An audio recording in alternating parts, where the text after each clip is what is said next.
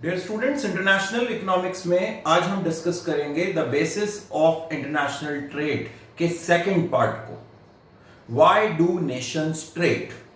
जैसा कि first video में हमने डिस्कस किया था कि इंटरनेशनल ट्रेड का बेस क्या है, क्यों दो कंट्री, दो राष्ट्र आपस में ट्रेड करने के लिए रेडी होंगे।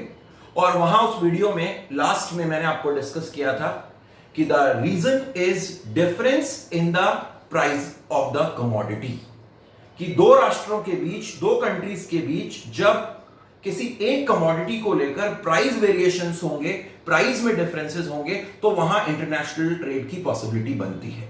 और ये प्राइस डिफरेंसेस होते हैं डिमांड कंडीशंस में डिफरेंस होने की वजह से, सप्लाई कंडीशंस में डिफरेंस होने की वजह से, या डिमांड सप्लाई दोनों कंडीशंस में डिफरेंस होने की वजह से। मांग दशाओं में भिन्नता होने के कारण, पूर्ति दशाओं में भिन्नता होने के कारण, या मांग तथा पूर्ति दोनों दशाओं में भिन्नता होने के कारण प्राइस में डिफरेंसेस आते हैं। तो आज हम फर्स्ट केस, एक सिंपल मॉडल लेते हुए फर्स्ट केस को आज के वीडियो में डिस्कस करना चाहेंगे। And in this first case there is identical demand condition but different supply condition, कि यहां पर दो देशों के बीच में जो मांग दशाएं हैं, जो मांग स्थितियां हैं, वो सेम है, आइडेंटिकल है, समरूप है।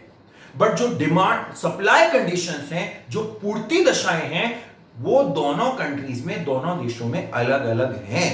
तो वहां पर अगर इस तरह की सिचुएशन हो कि दो कंट्रीज के बीच में डिमांड कंडीशंस आइडेंटिकल हो, समान हो, लेकिन सप्लाई कंडीशंस डिफरेंट हो, तो किस तरह से प्राइस वेरिएशन आता है, कीमत में भिन्नता आती है और इंटरनेशनल ट्रेड होता है। एक सिंपल मॉडल से हम यहां पर डिस्कस करना चाहेंगे। तो हम यहां पर यह अज्यूम करते हैं कि there is one commodity, product एक है and that is X commodity. ठीक है, सबसे पहले हमने अज्यूम किया कि एक कमोडिटी है X and there are two countries, दो देश हैं यहां पर जिनकी हम बात करेंगे। और ये जो दो देश हैं, एक है फॉरेन कंट्री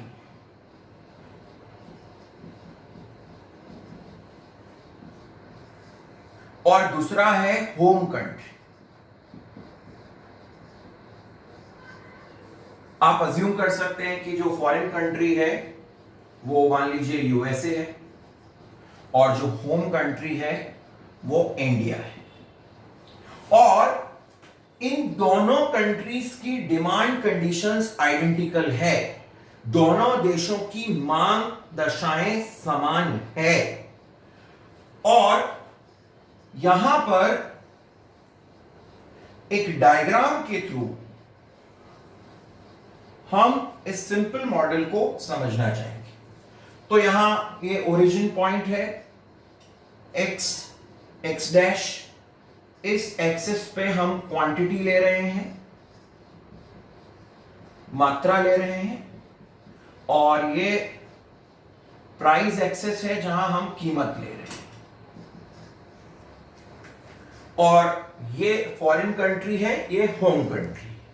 अब देखिए दोनों कंट्रीज में जो डिमांड कंडीशंस है सेम है, तो यहां पर ये प्राइस और ये क्वांटिटी, तो ये हमारा डिमांड कर्व बना, ये डिमांड कर्व है फॉरेन कंट्री का। और इसी तरह से सेम इसी तरह का एक डिमांड कर्व होम कंट्री का यहां पर बन रहा है।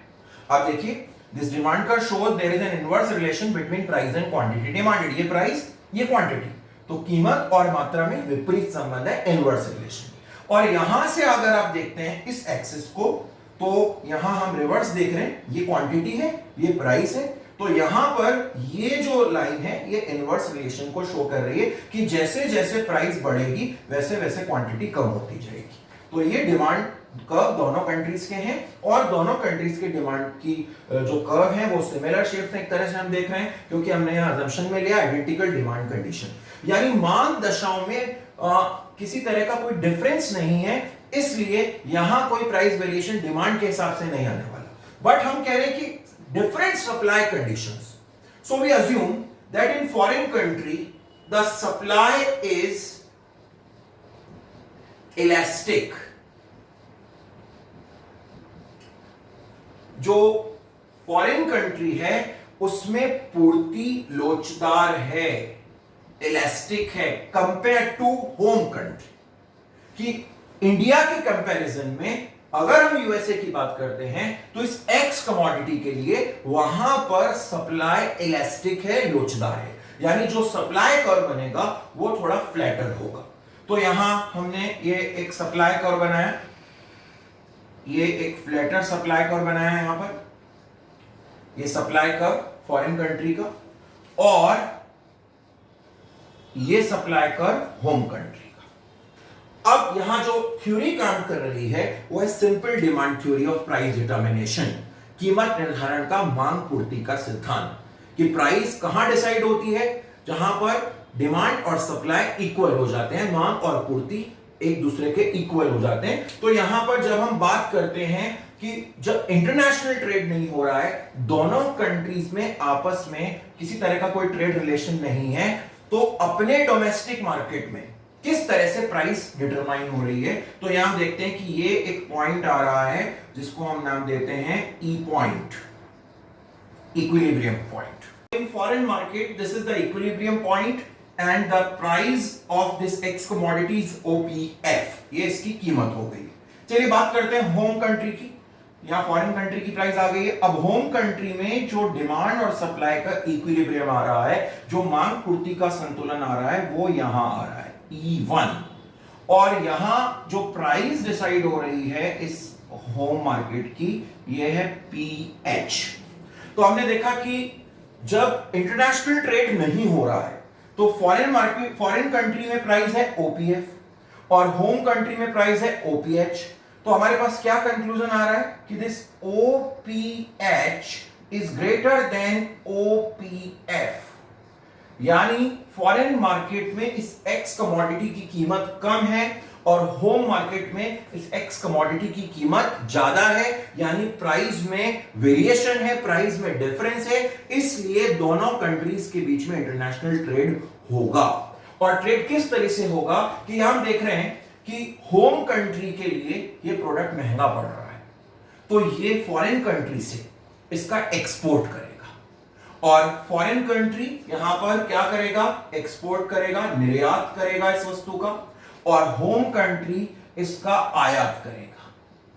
ठीक है, और दोनों के बीच में इंटरनेशनल ट्रेड स्टार्ट हो जाएगा, क्योंकि प्राइस में वेरिएशन है जो इंटरनेशनल ट्रेड का बेस बन रहा है। और जैसे ही फॉरेन कंट्री एक्सपोर्ट करना चालू करेगा इस प्रोडक्ट को, होम कंट्री को, इंडिया को, यूएसए एक्सपोर्ट कर रहा है इंडिया को एक्स कमोडिटी, तो यहां पर because of increase in export demand the price of this commodity will rise. इस वस्तु की कीमत यहां फॉरेन कंट्री में बढ़ने लगेगी।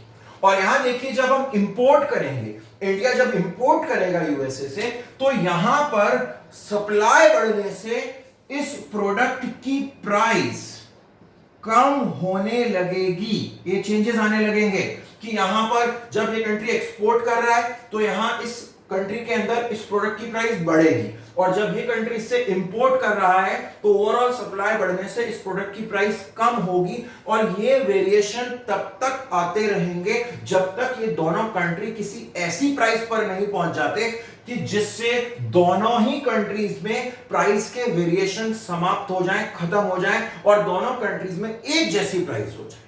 तो यहां पर सपोज वी अज्यूम कि इन दोनों कंट्रीज के बीच में जो नई प्राइस आ रही है वो है OP, which lies between PH and PF, जो PH और PF के बीच में है। आप देखिए, यहां इंपोर्ट हो रहा है इंडिया में, तो इंपोर्ट की वजह से प्राइसेस क्या हो रही है, कम हो रही है, क्योंकि सप्लाई बढ़ रही है। और यहाँ एक्सपोर्ट डिमांड राइज होने की वजह से प्राइस क्या हो रही है, राइज हो रही है। तो ये इंडिया में प्राइस कम होना और यूएसए में प्राइस का बढ़ना तब तक चलता रहेगा जब तक कि दोनों कंट्री इस ओपी प्राइस पर नहीं आ जाते।